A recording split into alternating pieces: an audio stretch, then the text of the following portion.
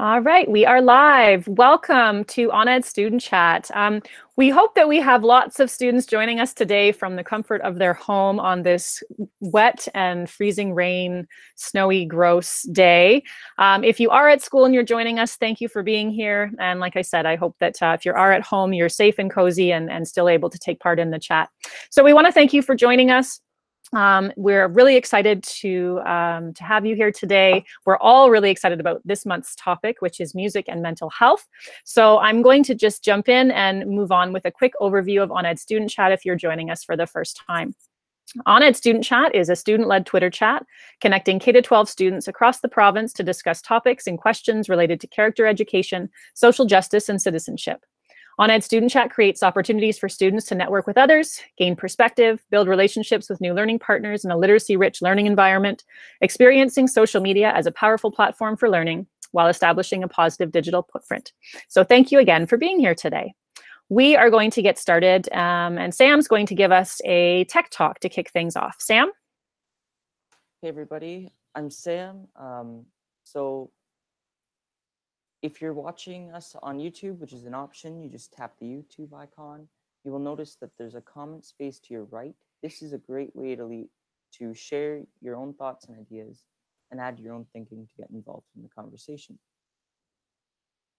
You can also watch the video from the website and chat with us on Twitter. To do that, you follow us on #ONedSsChat to read ideas, thoughts, questions shared by others. Also use that hashtag to add your own thinking and get involved with the conversation. If you ask questions, we'll bring them to the panel. And please remember that the audience for this chat is K-12, so your comments, questions should be appropriate for all ages. Great, thank you, Sam. And we have a full house today on panel, and we are going to take a minute now just to introduce ourselves. Sam, why don't we actually start with you? So hi, I'm Sam. I go to North Perth Westfield Elementary School, and I'm currently in grade 8. Thanks, Sam. And Brock and possibly friend. Hi, I'm Brock Baker. I'm a teacher in high school in Bonneville, Ontario. I'll be in the back channel on Twitter, so if you have anything, please put it in there. And this is all of us in grade 2, and really excited to be here. Thanks. Awesome. We're so excited to have you join us today, Olive. How fun. Jen. Hi, everyone. I am Jennifer Casa-Todd. I'm a teacher librarian at Cardinal Carter Catholic High School. Excited that one of my students, Erin, is here today. I'm also the author of Social Media, and I will be on the YouTube chat. So if anyone wants to contribute there, I will bring your ideas back to the panel. Great. Thanks, Jen. And Darcy. Hi, I'm Darcy. I go to GDCI. I'm in grade 8, and I'm in the AMDSB school board. Great. Thanks, Darcy. EL. This is our expert joining us today. We're so excited to have you here. Hey, everybody. I'm E.L. Adams II. I'm the school psychologist with the Ottawa-Carleton District School Board. Do you want to tell us a little bit more about yourself? You have a very interesting background. Well, yeah, I'm born and raised in Charlotte, North Carolina. Made my way up to Nova Scotia to do my undergrad and did my graduate school in Tennessee. Played basketball in university, and led my way to study psychology. With first starting off in marketing. Found it wasn't for me. Switched to psychology and loved it ever since. Nice. And do you want to maybe just take a quick second to speak to the work you're doing that connects your therapy work with music? Yes. So as I said, I'm a school psychologist with the school board, and nighttime I do private practice. I've found since I did my thesis on mental health, mood, and music, and I found that music was a good way to evoke emotion from clients while they were participants for the study. And since then, I've used music as a cognitive tool to help people reflect and elaborate on their current circumstances or past or future situations that have affected their mental health. Incredible. Thank you. We're so honored to have you here. Much appreciated. All right. And Erin. Hi, everyone. My name is Erin. I am the president of Jack.org, which is a organization dedicated to breaking the stigma around mental health at Cardinal Carter. I'm also the vice president of our music council, so this topic is very close to my heart. Yeah, wow. Well, thank you, Erin. We're so happy to have you joining us today as our special student guest on panel. We can't wait to hear what you have to contribute. And last but not least, Gobi. Hey everyone, I'm Gobi. I go to Bell High School in Ottawa and super excited to be here again. Wonderful. We're so happy you could join us. And my name's Lee Castle. I'm currently working as an educational consultant, and my full-time work right now is working as manager of innovation and learning at Spark. And we're doing lots of incredible work with districts in the province. And I'm also founder and president at Digital Human Library, where we do exactly this. We focus on connecting kids and experts and all kinds of people and bringing community together to explore how we can support learning and how those relationships contribute to learning. So why don't we kick things off, Darcy, with question number 1. Okay, sure. So question number 1 is, why do you listen to music? All right, who'd like to start things off? Okay, I'll hop in. Okay, I think I listen to music for 2 reasons, either to inspire or to entertain. Sometimes you just want to have a good time and go back to your favorite songs from high school, or just a current song that's really on your playlist, but usually to inspire as well, whether it's inspiration to overcome challenges, or if I just need to get to the gym, or if I need to do some boring housework that involves cleaning.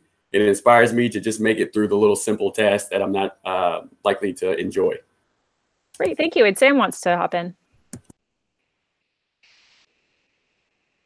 Sam, you there? Yep. Yep. All right.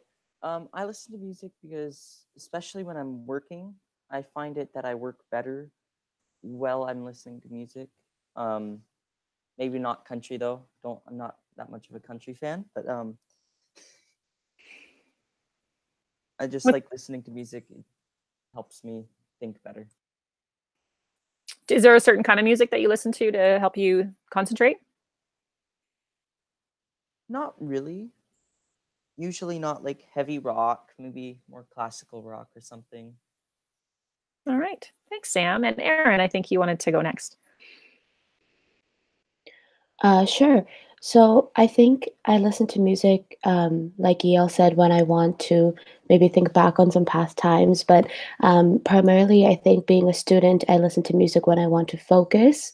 And also, I think music is a great way of sharing your interest and passions with other students and also teachers as well. So I think I listen to music to relax and I guess share my interest with others.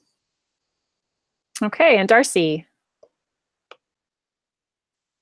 Okay, I mostly listen to music kind of like EL, just like I have like a tiny task to do, like cleaning or something around the house, make it more fun, or if I want to entertain myself. But I also listen to it like before hockey games and stuff, because like if I get like pre-game jitters, it helps me like gain confidence.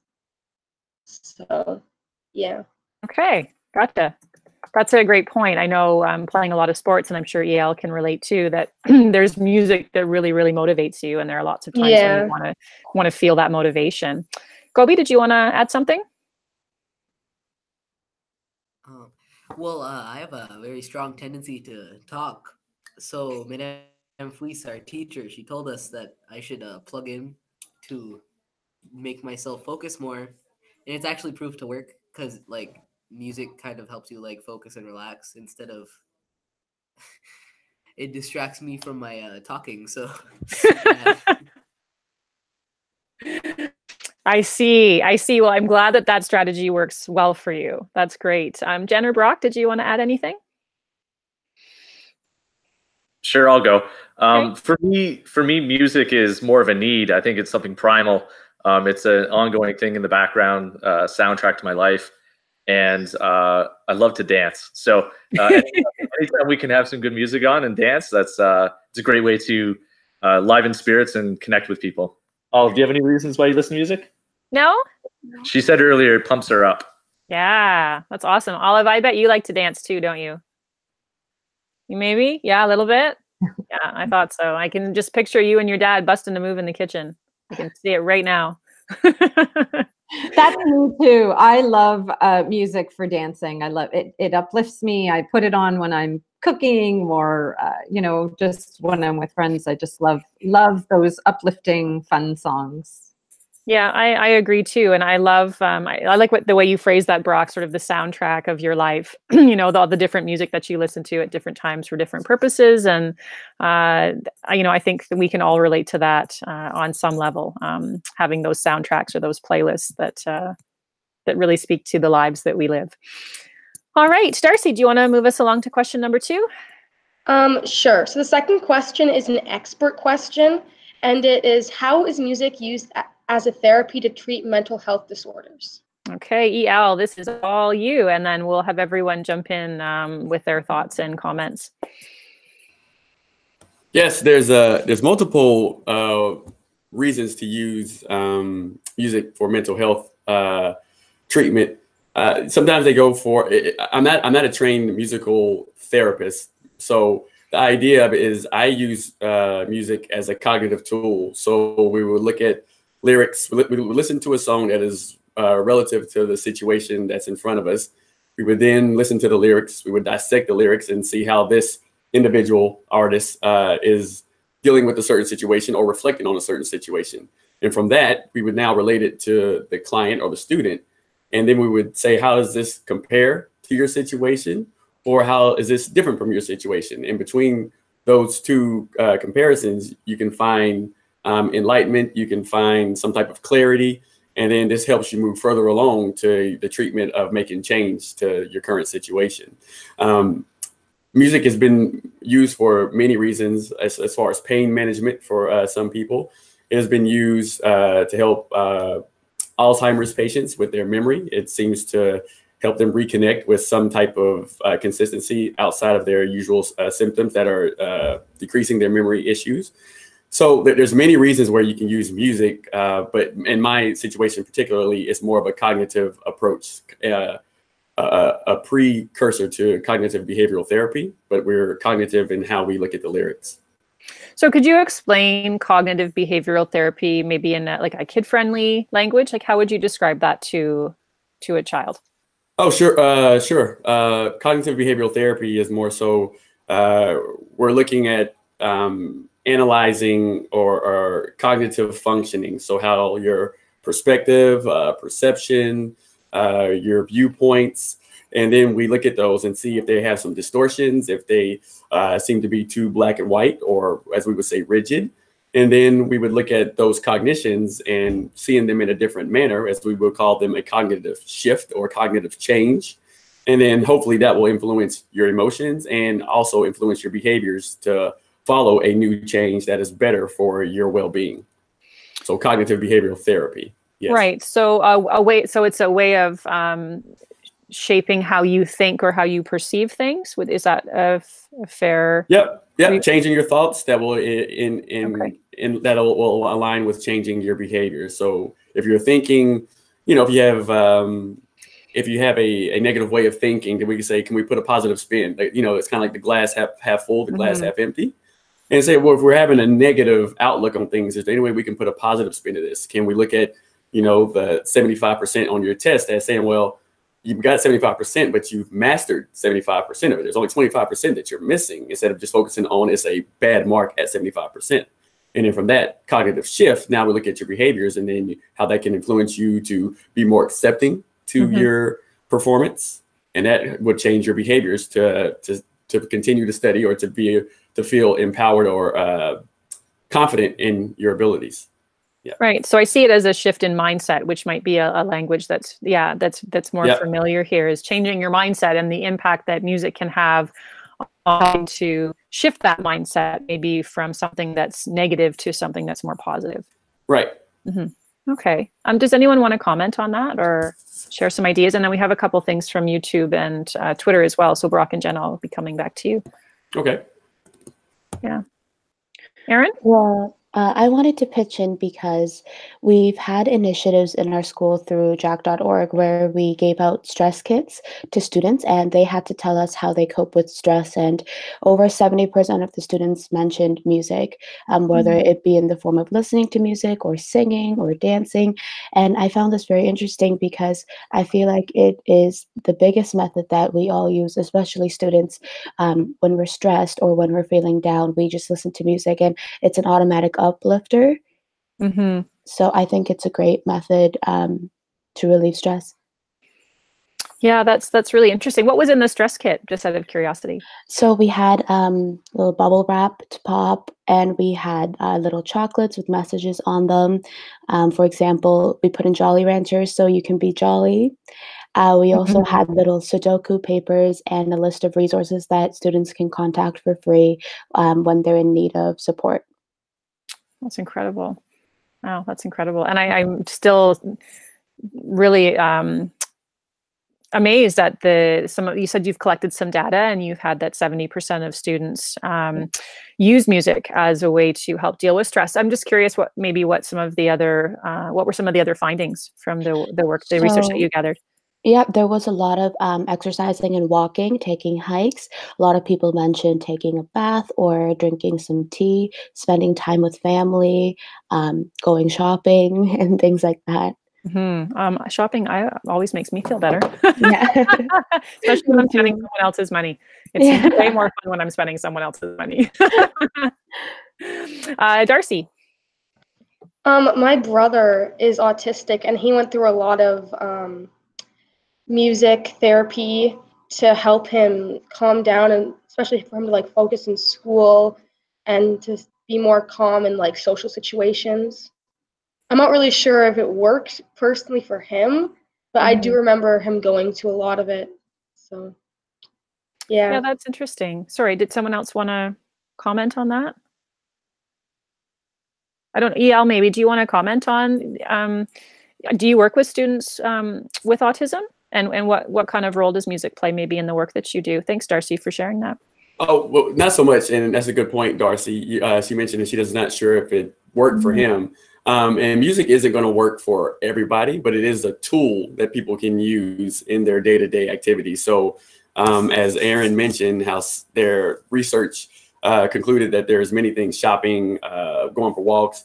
Music would just be a part of your toolkit to say that on this day, if we're in here cooking in the kitchen and this is just something uplifting, or if we're going through a tough conversation with my friend, this can help support my feeling of sadness. One thing I wanted to mention too is music usually, or not mostly always, has an emotion. And if we're not thinking about instrumentals, music portrays an emotion. If you think about the movie Inside Out, there's 6 universal emotions that we have. Inside Out mentioned anger, sadness, surprise, happiness, and I guess I can't think of the other one, but they left out the idea of disgust. So disgust and all these things are always expressed in emotions in a song. So if you can choose one of these songs that suits your emotion, it usually does help you cope with the situation, whether it is happiness, whether it is sadness, whether it is anger. So when she mentioned for her brother to go to this this therapy with music and it helped to calm him, then that would be something that would be suitable for him. And probably everybody else can relate. People have mentioned it helps them study, it helps them focus. So it gives us this type of resolve to the situation that we're currently in. Thank you for that. Brock and Jen, I'm going to come to you, Brock, because I know there are some things being shared on Twitter. Love to bring those in.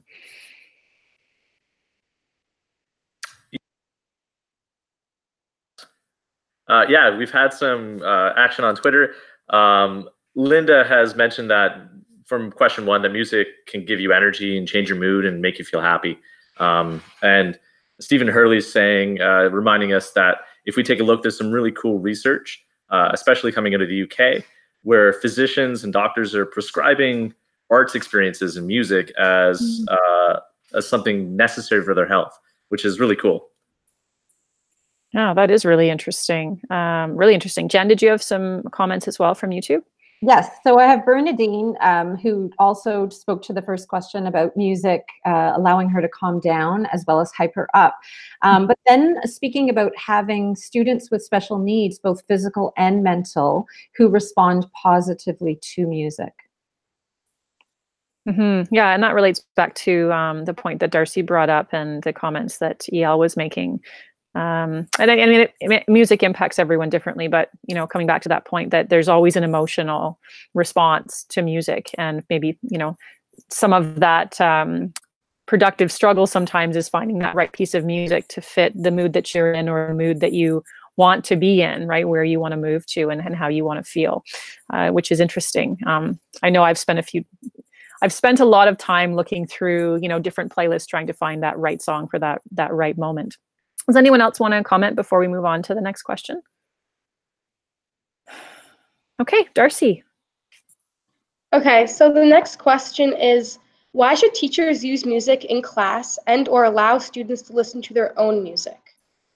Thanks. Gobi, I'm wondering if you want to jump in on that one. You want to kick things off?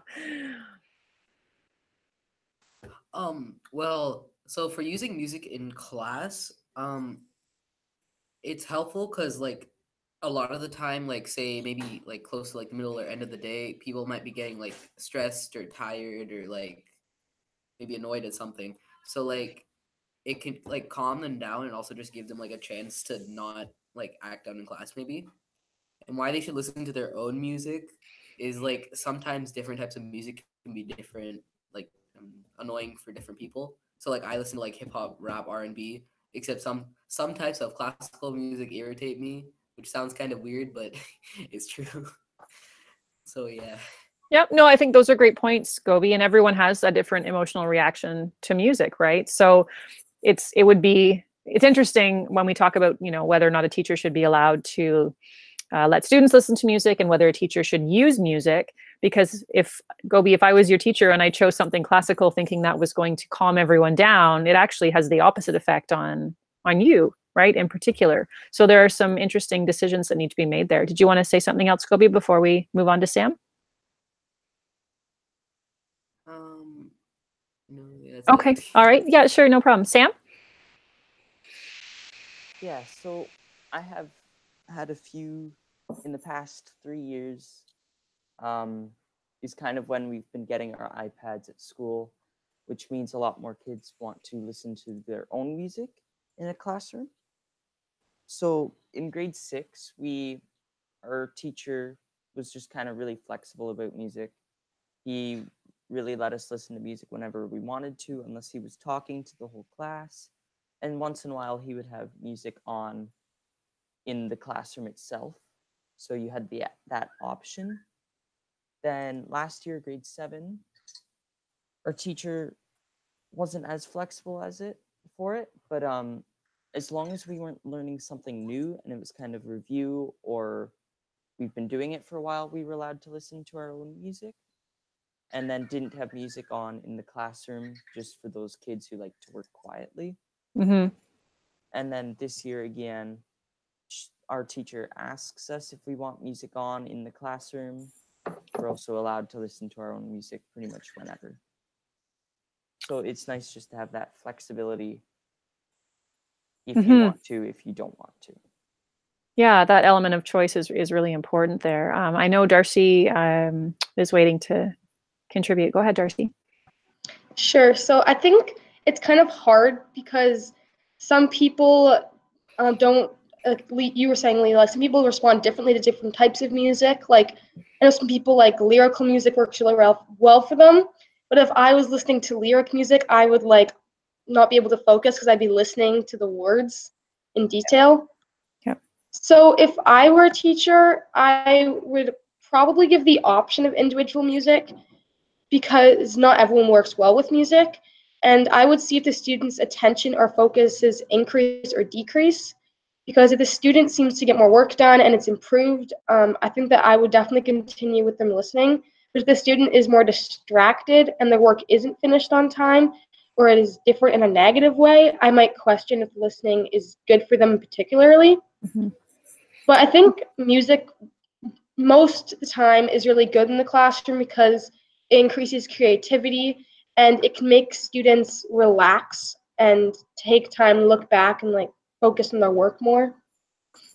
Great. I know Erin has something to add. Thank you, Darcy. So I agree with Darcy in the sense that students should be able to choose which type of music they'd like to listen to personally. But I also don't think there's any harm in maybe teachers introducing different types of genres of music at the beginning of class, or just have a moment where the whole class listens to a piece of music together, because I think that can open, I guess, new doors for students and explore different genres that can maybe help them personally back at home or when they're studying. So I think it would be nice to have moments where the whole class can share music together. Yeah, that's a great point. It's that whole appreciation, right? And learning about different genres that you might not otherwise know exist. And that's an opportunity to educate, right? And to learn something new and possibly discover something new. I know Brock has some comments on Twitter and Jen has some on YouTube. So Brock, we'll go to you first. Sorry. Yeah, no, we have Linda again just talking about how it's really cool that we're learning about some of the research out there and the effects of music on something like Alzheimer's. So yeah, there's some good stuff out there. Go over to Jen. Okay. So we have Paulo de Bono, which he's joined us with his class several times. I imagine he might be on his own because it's a snow day, but he talks about using music as a teacher. For example, if there's an uplifting song during transition moments. So at the beginning or the end of the day, he uses uplifting songs. But he also writes music. And he said that he wrote a hip hop style math song about place value and multiplication and division by tens, hundreds, and thousands, and used it in class, and it helps students remember how to do it. And I know my own daughter, sometimes when she's studying for a test, she'll do it rhythmically so that she'll remember. She could just tap. And some students really do use music as a mnemonic device. And Bernadine, she thinks Darcy and Erin have got it right. So thank you to the contributors on YouTube. Thank you. EL, did you want to add anything? Yeah, I think everybody's making great points. The responsibility of being able to listen to music and also be efficient, that always has to be judged or graded. But I think it is music appreciation, and sometimes a door into someone else's soundtrack, so to speak. Someone mentioned the soundtrack earlier. A door into someone's soundtrack is always going to be at least a form of exposure that we might never have encountered if we, didn't come in contact with this person. Also, with the, I think the use of songs in class whenever it's applicable. Is helpful if we were to watch, the movie Rudy, and a guy who was an underdog, and if you play, Tom Petty, I Won't Back Down, it just conveys that message, and it gives a relationship between the movie and the feeling, and helps the learning experience. The mnemonic methods as well. Traditional thought, there was a guy named Albert Ellis who had rational rhymes, and it's similar to if little kids, when you're teaching them to be responsible, and toys away, no more play. It just helps them remember these life lessons and ideas. So I think everybody's making great points, and music is multimodal. Yes, and you brought up, you summarized that really, really well. Thank you, EL. Some excellent points. Does anyone want to add anything before we move on to our last question today? I don't want this to be over. Yeah, go ahead. really quick. I try to use music in my class as a teacher all the time, getting students to sort of make playlists that connect with whatever we're studying. So for instance, next week we have, we're talking about, being a teenager and comparing it to teenagers in the past. And so we're making playlists and getting our grandparents to make playlists about what were the music that they connected to and why, and how did it sort of reflect the time and place. So I think, tapping into all our love of music in a way really can help us bring forth sort of the stuff we need to learn in school every day. So that's my 2 cents. Thanks. That's a great idea. I know working with my team in Avon Maitland last year, we had an ongoing playlist that we added to anytime, something came up in conversation and it just reminded us of a song. The song got added to the playlist. The playlist was very eclectic by the end of the year. And we had, I don't know, you couldn't even tell you how many songs were on it, hundreds of songs. But every time we listened to that playlist, we were reminded of that moment in time when we were talking about something specific, which was a reminder of that learning and that conversation too. So it's a really powerful way to use music. All right, Darcy, if you want to share our last question today. Sure. So the last question for the day is, how does music affect your mental health, positively and negatively? All right, who'd like to begin?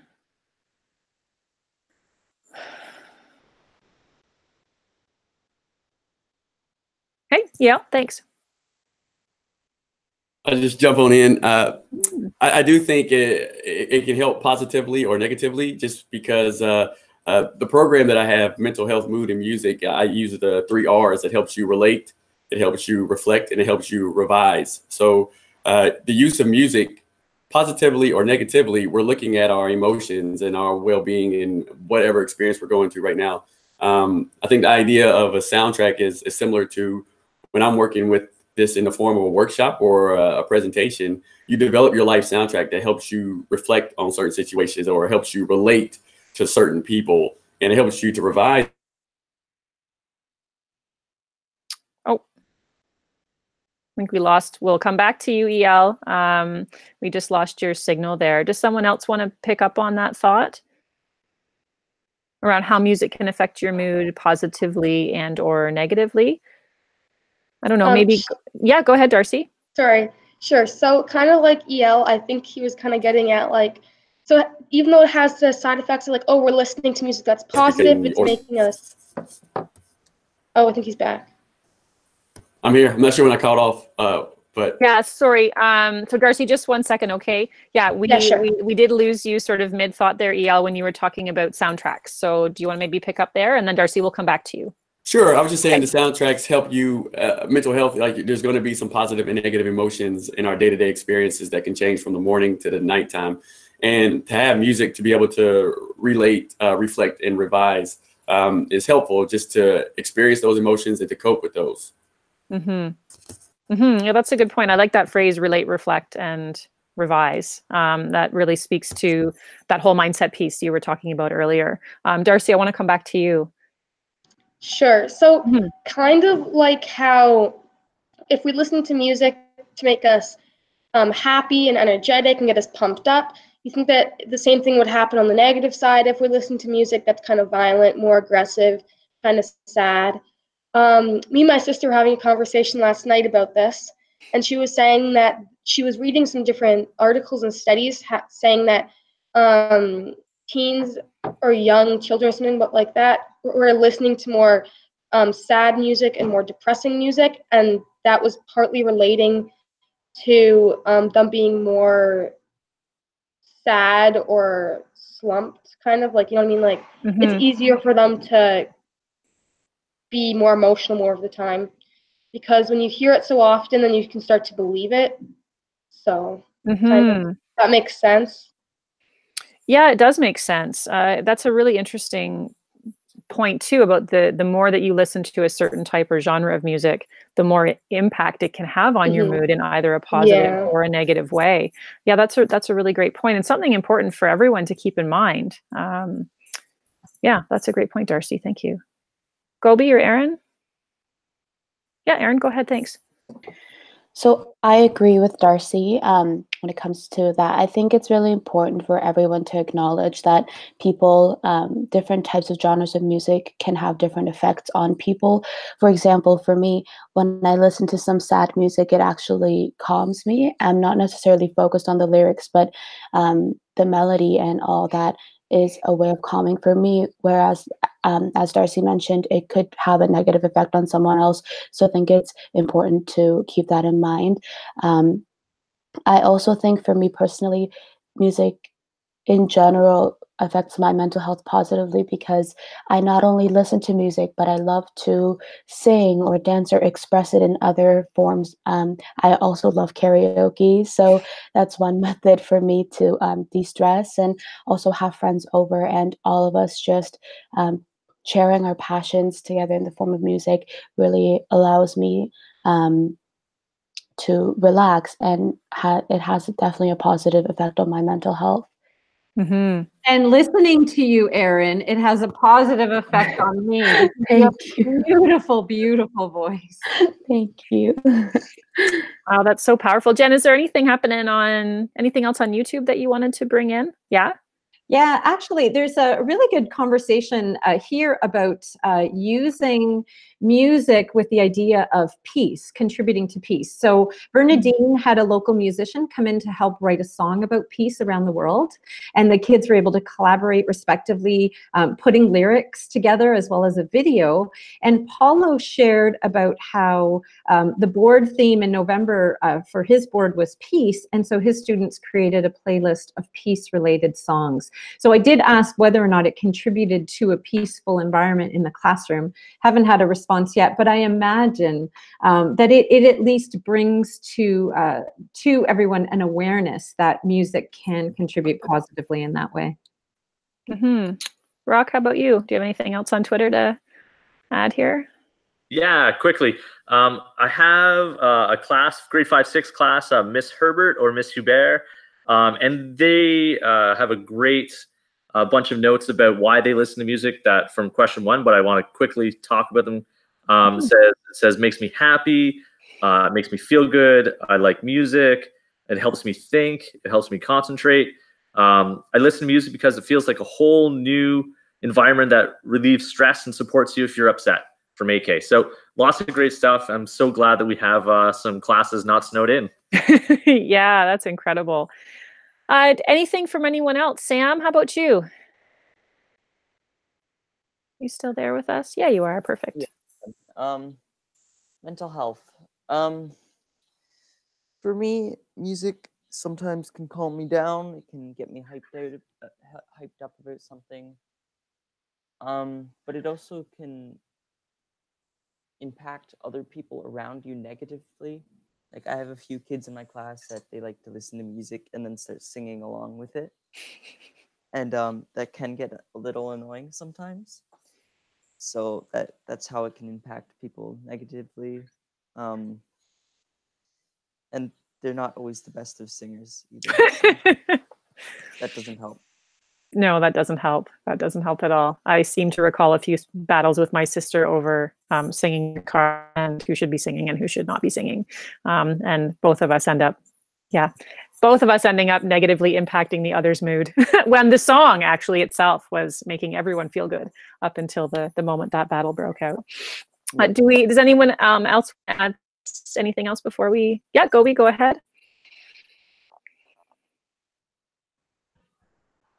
Well, I personally listen to at least like 3 hours of music a day. So, and generally, like, say you're in like a sad mood, it can have both effects. So, like, say you're listening to a sad song, it might give you like a relief to kind of like get it out of your system, so you're singing along, or it can like bring your mood down because you're talking more about it. And I think it's like the same thing when you're in like a happy mood and you're singing happily, and yeah.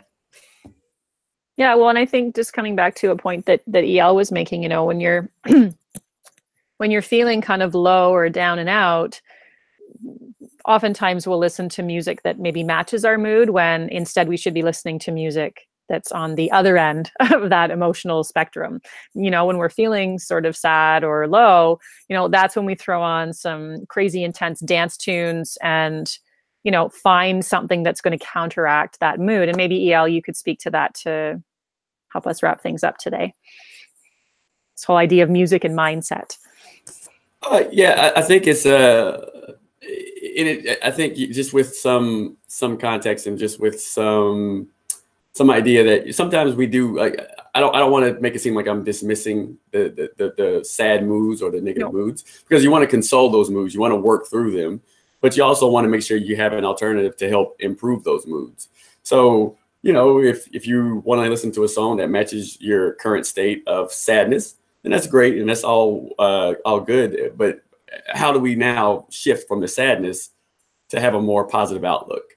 And I think, you know, however your recipe turns out to whatever music you use first, or if you use second, that's up to you. But whatever strategy would work for you is what I would recommend, and to deal with all the emotions, but let's not consume ourselves with overly depressing or overly sad or overly dejected type of moods. Thank you for that. That was, yeah, a great way, I think, to wrap things up today.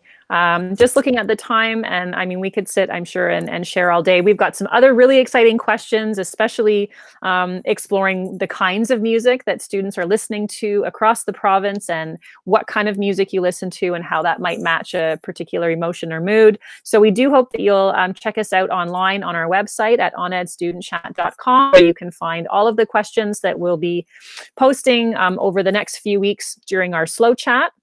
And you can also find us on Twitter at ONedStudentChat. I want to take a minute to thank EL, our expert, for joining us on panel today and providing us with some insight into music and mental health in the context of his work.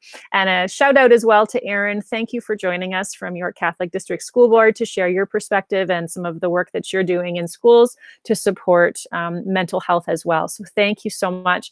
And of course, thank you to our student leads who continue to do incredible work here, creating these chats and making these conversations available. And thank you to our lead teachers as well for joining us today.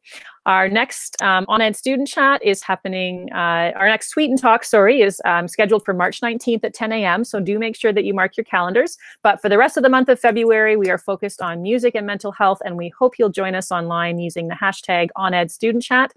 Thank you again, and we will see you soon. Bye, everybody. Bye, everyone. Thank you.